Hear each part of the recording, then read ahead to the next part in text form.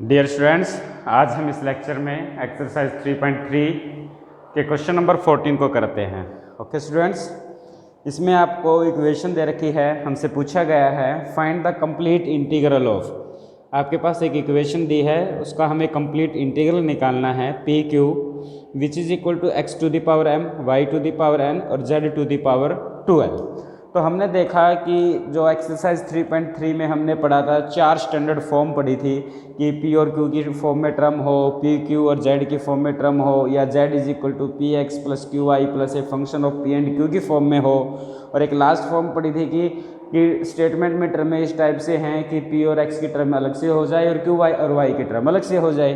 तो हमने देखा कि ये जो क्वेश्चन है ये इन चारों में से किसी भी स्टैंडर्ड फॉर्म का नहीं है। तो इसका मतलब हमें इस क्वेश्चन को स्टैंडर्ड फॉर्म में बदलना पड़ेगा, और स्टैंडर्ड फॉर्म में बदलने के लिए हमें कोई ना कोई क्या बच्चों सब्स्टिट्यूशन मेथड अप्लाई करना पड़ेगा। तो हमने देखा कि the above equation is not, ये जो ऊपर वाली इक्वेशन है वो इस फॉर्म में नहीं है, F of P comma Q की फॉर्म में नहीं है। तो मेरा टारगेट है कि मैं इस इक्वेशन को F of P comma Q की फॉर्म में बदल लूँगा। तो but it can be reduce, ये कहता है कि इस इक्वेशन को हम form number 1 F of P comma Q की फॉर्म में बदल सकते हैं बाय यूजिंग सम ट्रांसफॉर्मेशन।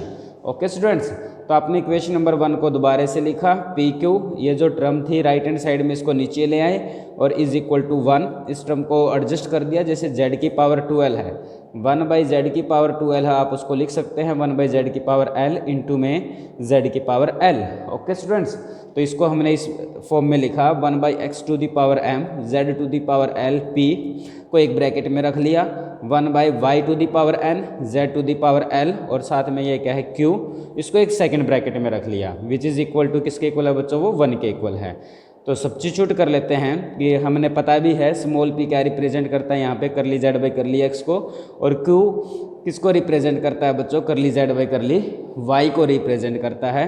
तो इस p को रिप्लेस कर दिया करली z बाई करली x से, इस q को रिप्लेस कर दिया करली z बाई करली y से। ओके, यहाँ तक तो सिंपल था। अब हमने कुछ सोचा, कोई ना कोई सब्स्टिट्यूशन रखते हैं। तो हमने कहा कि अगर x to the power m dx को रिप्लेस कर देते हैं कैपिटल dx से, x to the power m dx को रिप्लेस किया कैपिटल dx से, y to the power n dy को रिप्लेस कर दिया कैपिटल dy से, और 1 by z to the power l dz को रिप्लेस कर दिया dz से। ओके, जब आप इसको इंटीग्रेट करेंगे बच्चों, जब हमने इसको इंटीग्रेट किया x to the power m dx को, तो इसका इंटीग्रेशन क्या आ जाएगा, x to the power m plus 1 by m plus 1, और dx का इंटीग्रेशन कैपिटल x।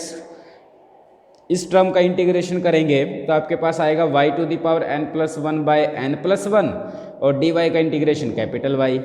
और इस टर्म का इंटीग्रेशन करोगे तो ये टर्म है क्या बच्चों, z की पावर माइनस l है, इंटीग्रेट करेंगे तो पावर में 1 ऐड कर देंगे, तो z to the power minus l plus 1 divide by minus l plus 1, और dz का क्या बन जाएगा, कैपिटल z आ जाएगा। क्लियर है?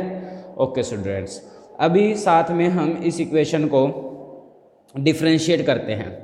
इसी इक्वेशन को क्या करते हैं, डिफ्रेंशिएट, टोटल डिफ्रेंशिएशन करते हैं। जस्ट डिफ्रेंशिएशन, किसी वेरिएबल के विद रिस्पेक्ट टू नहीं, डायरेक्ट डेरिवेटिव करते हैं, टोटल डेरिवेटिव। तो इसमें क्या होता है बच्चों, पावर आगे आ जाएगी, पावर में से a कम कर दोगे और x का डेरिवेटिव dx लिख सकते हो या करली x।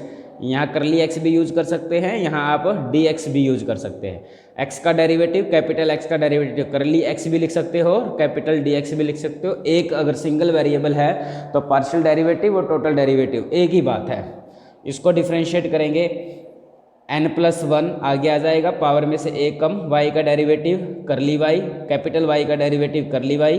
इसी टाइप से जब हम इस टर्म को इंटीग्रेट करते हैं, पावर आगे आ जाएगी, पावर में से a कम कर देंगे। ओके, और z है, z का डेरिवेटिव करली z, और कैपिटल Z का डेरिवेटिव करली कैपिटल Z। ओके स्टूडेंट्स, यहाँ से हमने देखा कि m प्लस 1 से m प्लस 1 कट जाएगा, तो आपके पास बचता है क्या है, x की पावर m करली x इज इक्वल टू, ये वाली बात आ जाती है वापस, ठीक है ना, जो आपने लिखा है। अगर आप इसको dx में लिखें या आप उसको करली x में लिखें, एक ही बात है। ओके, अब इनको आपस में डिवाइड कर लेते हैं बच्चों, मतलब इस टर्म को इस टर्म से डिवाइड करते हैं, तो आपके पास आ जाएगा z की power minus l by X to the power m curly z by curly x is equal to capital curly z by curly x। इसी टाइप से इसी टर्म को इसी टाइप से इस टर्म को इस टर्म से डिवाइड करेंगे तो आपके पास आया z की power -l y to the power n curly z by curly y is equal to capital curly z by curly y। समझ में आ गया ना बच्चों ये प्रोसेस? ये आपने सब्स्टिट्यूट किया, उनको इंटीग्रेट किया, अगर उनको हम आपस में डिवाइड करते हैं तो आपके पास ये टर्म बन जाती है। तो आपने देखा कि बच्चों ये ब्रैकेट के अंदर जो टर्म है मतलब ये भी तो यही है।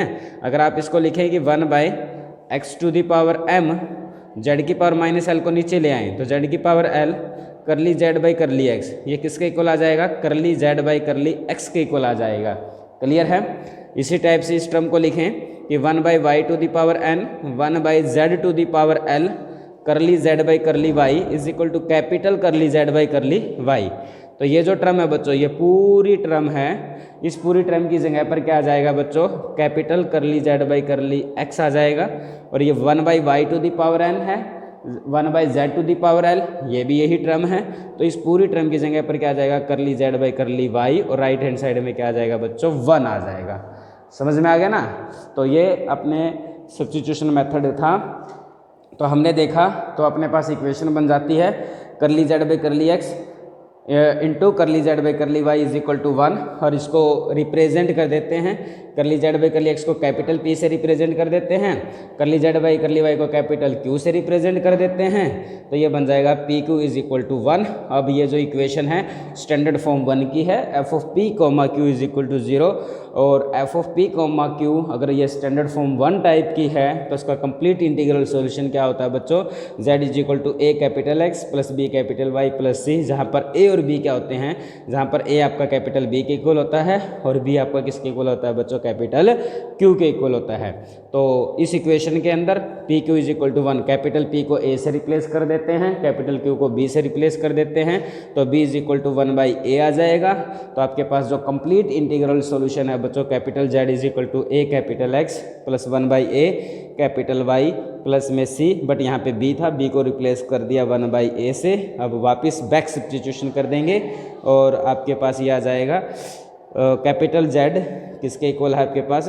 कैपिटल Z है Z to the power -l plus 1/- of l plus 1, replacement कर दिया, कैपिटल X को रिप्लेस कर दिया, कैपिटल Y को रिप्लेस कर दिया। That is the required complete integral solution of our equations. Okay students,